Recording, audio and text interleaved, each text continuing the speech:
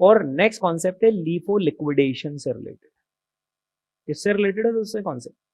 LIFO liquidation, है ना। मैं कोशिश करता हूं आपको यहाँ पर समझाने की कि लीफो लिक्विडेशन क्या होता है।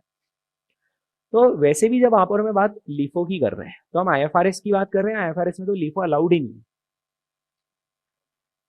आईएफआरएस में लीफो अलाउड थोड़ी है। लीफो सिर्फ कहाँ अलाउड है? यूएस गैप में, है ना। तो अब मान लो कि अमेरिका की एक कंपनी है और वो बरसों से चले आ रही, बरसों से चले आ रही, चले आ रही, चले आ रही, यानी मान के लो कम से कम 60-70 साल पुरानी कंपनी है। और वो लोग लीफो फॉलो कर रहे हैं। उनके यहाँ पर खूब इन्वेंट्री रखी, फिजिकल यूनिट्स खूब रखी है, बड़ा सारा खाली मैदान है जिसमें इन्वेंट्री हर साल बढ़ती जाती, बढ़ती जाती, बढ़ती जाती, बढ़ती जाती, बढ़ती जाती, हर साल पिछले 60-70 साल से वहां पर इन्वेंट्री बढ़ती जा रही, बढ़ती जा रही। पर क्योंकि वो लीफो फॉलो कर रहे हैं तो उस खुले मैदान में जितनी सारी टन्स ऑफ इन्वेंट्री रखी हुई, उसका वैल्यूएशन आखिरी वाले भाव पर हो रहा है, 2025-26 साल के भाव पर हो रहा है, या तो 60-70 साल पुराने भाव पर हो रहा है।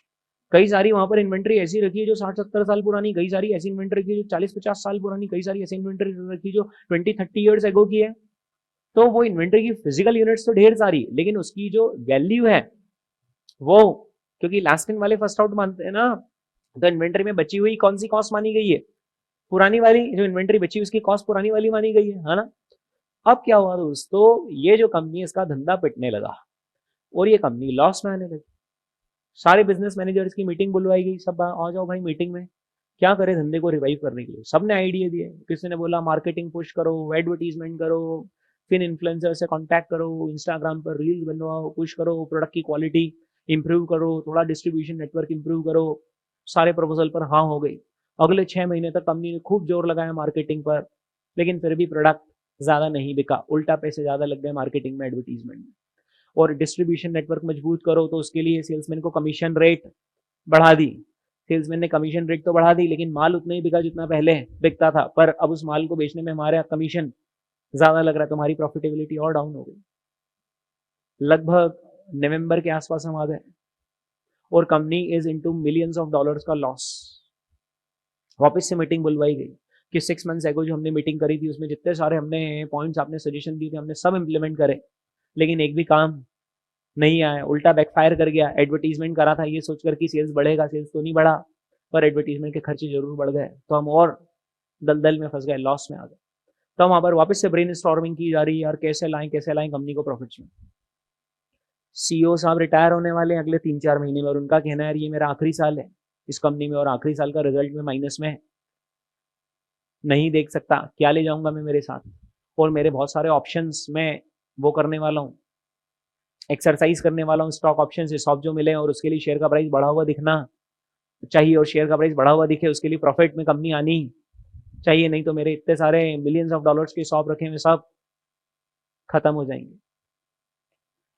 सीईओ साहब को कोई आइडिया सूझा नहीं। तब सीईओ साहब ने क्या करा, अपने सीपीए को फोन लगाया, certified public accountant, just like India में सीए लोग रहते हैं ना, उधर सीपीए रहते हैं। क्या सीपीए, इतने सारे हिसाब रखे हुए हैं और शेयर का प्राइस अगर क्रैश हो गया खराब रिजल्ट के चक्कर में तो मेरे सारे के सारे हिसाब खत्म हो जाएंगे, रेट ही टूट जाएंगे ना शेयर के, तो मैं हिसाब एक्सरसाइज करके क्या करूंगा, और मेरा जो नाम बदनाम होगा। पिछले 30 साल से मैं इस कंपनी का सीईओ हूँ और अच्छी परफॉर्मेंस आ रही है, लेकिन जाते जाते फेयरवेल बिगड़ जाएगा ना।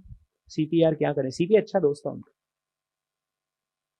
सीपीए ने बोला एक आइडिया है अनएथिकल, पर अगर अप्लाई कर दिया तो प्रॉफिट दिख जाएगा। सीईओ ने बोला यार चलेगा यार, 29 साल मैंने एथिकली निकाले, 29.5 साल, अगर 1-2 महीने अनएथिकली कर भी लिया पर इलीगल तो नहीं है ना। तो सीपीओ ने बोला नहीं, इलीगल कुछ भी नहीं इसमें। समझ रहे, इलीगल अलग होता है, अनएथिकल अलग होता है। इलीगल मतलब जो कानून में मना कर रखा है, और अभी जो सीपीआई आइडिया देने वाला उसका कानून में कोई मना नहीं कर रखा है, लेकिन थोड़ा सा हम लोगों की आंखों में धूल जरूर झोंकेंगे। लेकिन अपना फ्रेंड है यार कंपनी का सीईओ, 29.5 साल से बढ़िया काम कर रहा है, कंपनी को तरक्की पर लेकर आया उसके हिसाब से यार। सीपीए ने बोला एक काम करो, लीफो लिक्विडेशन लगाओ। सीईओ ने पूछा कि ये क्या होता है लीफो लिक्विडेशन। तो सीपीए ने उसको बोला कि देखो अपने पास मिलियंस ऑफ डॉलर्स की इन्वेंट्री रखी हुई है, और ये इन्वेंट्री कौन से भाव की रखी हुई है, ऊंचे भाव की रखी है, काफी मरे हुए भाव की रखी हुई है। काफी मरे हुए भाव की रखी हुई है। तो एक काम करो, सीईओ नई परचेसेस बंद कर दो। क्या करो? न्यू परचेसेस बंद कर दो, क्योंकि तुम लगाते हो लीफो, और तुमने अगर न्यू परचेसेस करी तो फिर सेल्स के अगेंस्ट वो न्यू परचेज की कॉस्ट जाएगी, तो तुम्हारा प्रॉफिट कम दिखेगा। एक काम करो, न्यू परचेजेस कंप्लीटली स्टॉप कर दो यार, थोड़ी बहुत टोकन परचेजेस करो दिखाने के लिए कि हाँ खरीद रहे। पर क्या करो, मेजर जो सेल्स कर रहे हो वो पुराने से करो। और वो पुराने से ऑटोमेटिकली कैसे होगा? जब तुम नया परचेज ही नहीं करोगे। परचेज करोगे 100 बट सेल करोगे 500 यूनिट्स, तो 400 कहां से जाएगी? पुराने से जाएगी। अब तुम्हारा सेल्स तो आज के भाव के होगा, वर्ष 2025-26 के भाव से होगा, पर तुम्हारी इन्वेंट्री की जो कॉस्ट है वो बाबा आदम के जमाने की, 60-70 साल पुरानी। तो क्या होगा? कॉस्ट तो जरा सी दिखेगी लेकिन सेल्स अच्छा खासा दिखेगा, मतलब एकदम से तुम्हारा प्रॉफिट आ जाएगा। सीईओ ने बोला और मजे आ गए, और सीपीए क्या आइडिया दिया तुमने। वो इतने सारे बिजनेस मैनेजर 6 महीने पहले मीटिंग बोले, न जाने क्या क्या आइडिया दे गए थे कि एडवर्टीजमेंट करो, कमीशन बढ़ाओ और क्या। और सीपीए तुमने तो यहाँ टेबल कुर्सी पर बैठे बैठे ही निशाना मार दिया। सीईओ ने अपने परचेज मैनेजर को हाथों हाथ कॉल करा, वहीं से सीपीए फ्रेंड साथ में बैठा था। सीईओ ने कॉल करा परचेज मैनेजर को, परचेज मैनेजर परचेजेस पे ब्रेक लगाओ। यानी अभी तक अगर हम हर महीने 100 टन माल खरीद रहे थे, तो बस 5-7 टन ही खरीदो। तो परचेज मैनेजर ने कहा नहीं, पर उधर डिमांड तो आती ही ना। तो सीईओ ने बोला अपन डिमांड जो एग्जिस्टिंग इन्वेंट्री उससे मीट करेंगे। तो परचेज मैनेजर ने बोला पर इन्वेंट्री लेवल डिप्लीट हो जाएंगे, कम होते जाएंगे। हाँ, तो बोले होने दो, इन्वेंट्री के लेवल बढ़ाए भी तो मेरे कार्यकाल में थे, हो जाने दो कम। अब ऐसा करने से परचेज कम होगी और सेल ज्यादा होगा, तो इन्वेंट्री के लेवल डिप्लीट होते जाएंगे, कम होते जाएंगे, चलेगा। पर वो जो इन्वेंट्री डिप्लीट होगी वो कम भाव वाली हो रही है और हमारा सेल्स ज्यादा हो रहा है, और कंपनी एकदम से क्या शो कर देगी? प्रॉफिट्स, बम्पर प्रॉफिट शो कर सकती है कंपनी, क्योंकि उसके पास कई टन माल रखा हुआ है पुराने भाव का। आप एक गोल्ड ज्वेलर सोचो ना, गोल्ड ज्वेलर को अगर अपना प्रॉफिट बढ़ाना और उसका सोना खरीदा हुआ हो 30-40 हजार के भाव में, तो वो क्या करे?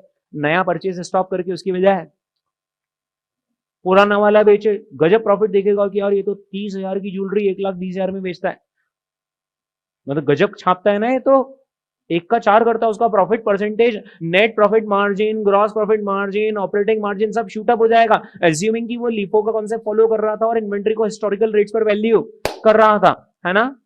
दोस्तों ये जो अभी अभी सीपीए ने सलाह दी ना, इसको कहते हैं लीफो लिक्विडेशन। तो लीफो लिक्विडेशन का मतलब क्या होता है? आप लीफो मेथड फॉलो कर रहे थे, इन्वेंट्री आपकी काफी सारी पाइल अप होती जा रही थी, लेकिन किसी पर्टिकुलर ईयर में आपने इन्वेंट्री को लिक्विडेट कर दिया। लिक्विडेट कर दिया मतलब आपने इन्वेंट्री के लेवल्स को डिक्रीज कर लिया, और उसके पीछे मंशा क्या थी? कि आपके प्रॉफिट्स आ जाए। अच्छा एक बात बताइए, ये जो प्रॉफिट्स आएंगे इस टेक्निक से, वो सच्चे प्रॉफिट्स होंगे या वो एक बस टेम्पररी फिनोमिना है जो इस साल चल गया?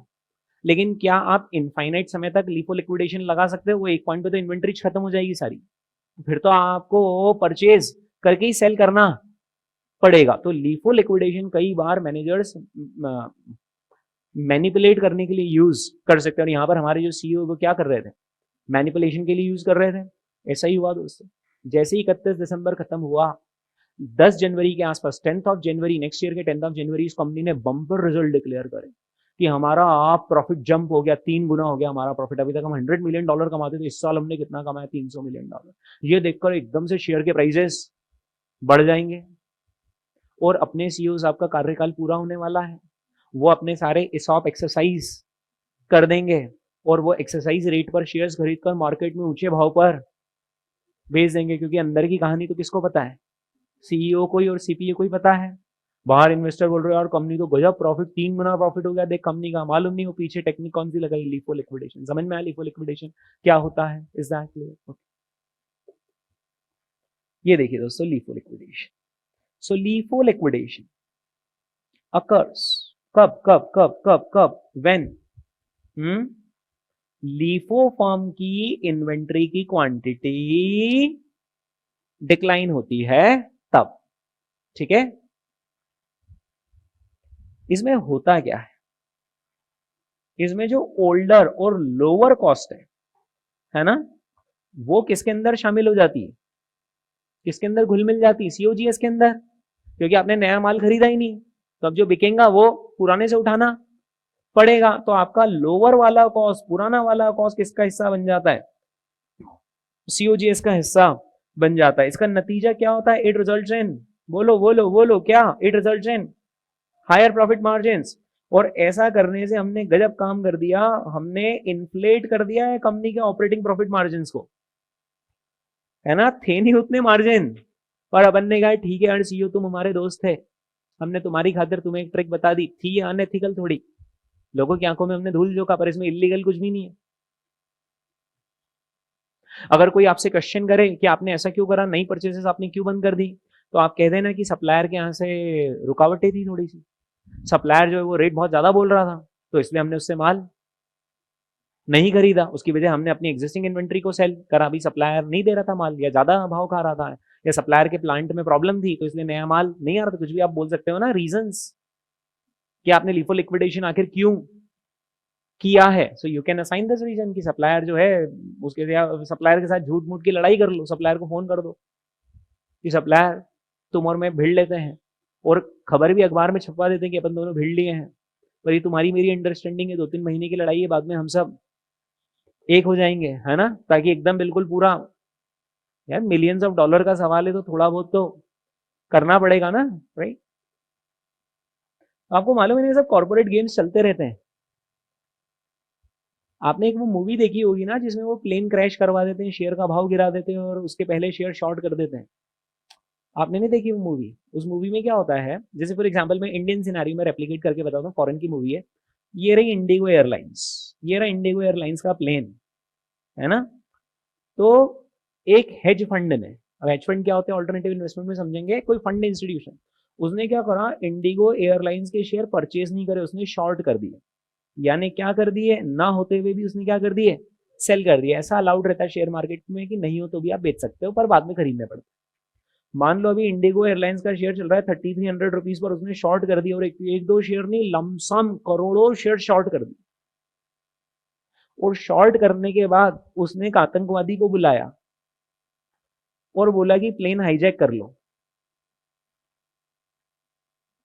और प्लेन हाईजैक करने से कंपनी के शेयर्स पर क्या इंपैक्ट आएगा, गिरेंगे कि यार ये तो इनके सिक्योरिटी एकदम, और लोग फिर प्लेन ट्रेवल करने से डरेंगे ना, तो फिर प्लेन का बिजनेस थोड़ा सा टेम्परली डाउन आएगा, जिसकी वजह से टेम्परली क्या होगा, शेयर्स के प्राइसेस कम होंगे। और उस मूवी में ऐसा बताया था कि शेयर के प्राइस गिर गिर कर आधे हो गए, 1700-1800। इस बंदे ने अब क्या किया, जो शेयर्स पहले सेल करे थे वो सारे करोड़ों शेयर्स अब क्या कर लिए, नीचे के भाव में खरीद लिया, और इतना उसने प्रॉफिट बुक कर लिया, और उसके बाद आतंकवादी को कॉल कर दिया कि अब प्लेन छोड़ दो। Corporate games to make money, ठीक है? और मैं मूवी का नाम भूल गया, और मुझे मूवी याद है कि ऐसा था, उसमें ऐसा करा था, मतलब वो फाइनेंशियल इन्वेस्टर था, उसने जाकर इधर ये डॉन वॉन लोगों से सेटिंग करी और बोला कि कंपनी के प्लेन को हाईजैक कर लेना, और उसके बाद हम शॉर्ट बैठे हैं, हम आपको हाईजैक करने के इतने रुपए देंगे, और आपको बचाकर भी हम ही लेकर आएंगे, और बाद में जब बोलेंगे तब प्लेन छोड़ देना, हमारी पोजीशन कवर हो जाएगी। तो ये लिफो लिक्विडेशन भी तो काइंड ऑफ ऐसा ही है ना, कि हम क्या करने एक तरीके से, मतलब लोगों की आंखों में धूल झोंक रहे हैं ना हम लीफो लिक्विडेशन करके, राइट? अच्छा एक मिनट, लीफो लिक्विडेशन को मैंने समझा है भले स्कैम की तरह है, लेकिन कई बार इसकी जेन्युइन रिक्वायरमेंट भी आ सकती है। जैसे फॉर एग्जांपल सपोज करो कि जो हमारा सप्लायर है उसके ऊपर डोनाल्ड ट्रम्प ने एकदम से टैरिफ 100% कर दिया, तो अब हम जैसे ही नया माल मंगवाएंगे तो 100% टैरिफ लगेगा, तो कंपनी फिर क्या कोशिश करेगी कि यार अभी थोड़ा रुको, भगवान इन्हें सद्बुद्धि दे और ये टैरिफ के रेट्स कम करे, पर तब तक एक काम करो, let's dig into our inventories, जो रखी है उसको बेचो। Is that clear? तो फिर उस केस में लीफो लिक्विडेशन आप गलत इंटेंशन से यूज कर रहे हो, सही इंटेंशन से यूज कर रहे हो, सही इंटेंशन से यूज कर रहे हो। Is that clear? ठीक है, तो ये सही भी हो सकता है, गलत भी हो सकता है। अब आप लोगों को मैंने सब क्यों बताया, ताकि आप बीइंग सीएफए अगर कोई कंपनी ऐसी चाल चल रही हो तो आप कैच कर लो कि यार ये सीईओ रिटायर होने वाला था, इसके हिसाब बाकी थे, और इसके प्रॉफिट एकदम से जंप हो गए, जरा ढूंढो भाई कारण क्यों जंप हो गए। तो आपने देखा क्योंकि इन्वेंट्री के लेवल्स कम हो गए, आपने एनुअल रिपोर्ट पलटाई, अच्छा लिफो मेथड फॉलो करती है और इन्वेंट्री के लेवल्स कम हो गए, मतलब बंदा खेल गया लिफो लिक्विडेशन में और प्रॉफिट जंप कर दिया है ना? ओके, सो दोस्तों it will result in higher profit margin permanently या टेम्पररी, टेम्पररीली, ठीक है।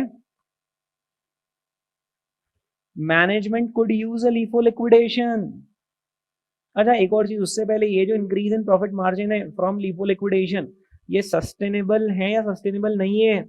सस्टेनेबल नहीं है। तो ऐसे केस में बीइंग एन एनालिस्ट अगर आप कैच कर लो तो आप भी अपनी पोजीशन सीईओ के साथ साथ बेचकर निकल लेना कि सीईओ ने अपने को भी मौका, उसने मौका लिया, अपने को भी समझ में आ गई उसकी स्कीम, तो अपन भी मौके का फायदा उठाकर चौका मारकर अपन भी निकल लो।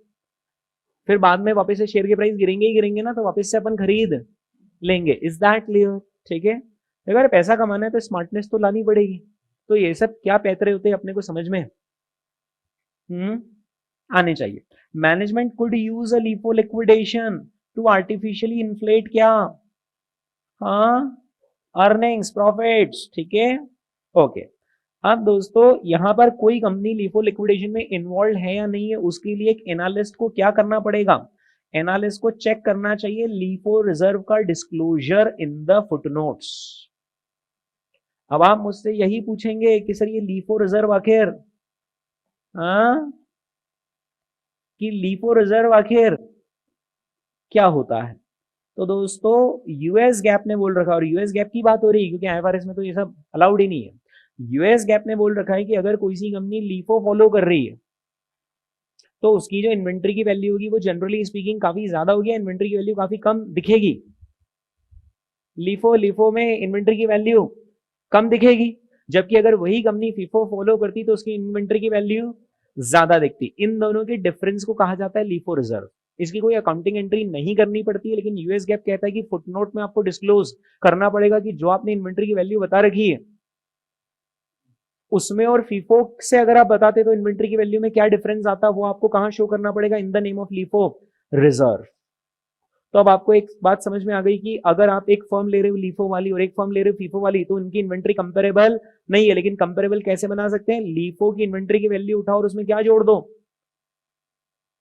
लीफो रिजर्व जोड़ दो, तो वो किसके बराबर आ जाएगा? फीफो के बराबर आ जाएगा। और अब आप दो फर्म्स को कंपेयर कर सकते हो, राइट। सो लीफो रिजर्व क्या होता है?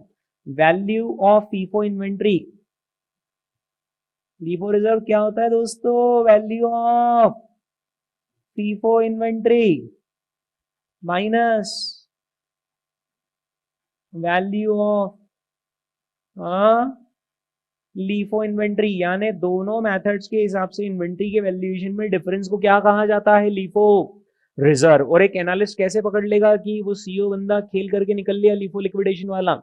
जैसे ही लीफो रिजर्व का बैलेंस कम हो जाएगा, मतलब इस बार लीफो लिक्विडेशन वाला पैंतरा आजमाया गया है। नहीं समझा मेरी बात? So if the LIFO reserve has decrease over the period, है ना, it indicates the possibility of LIFO liquidation. Is that clear? ठीक है।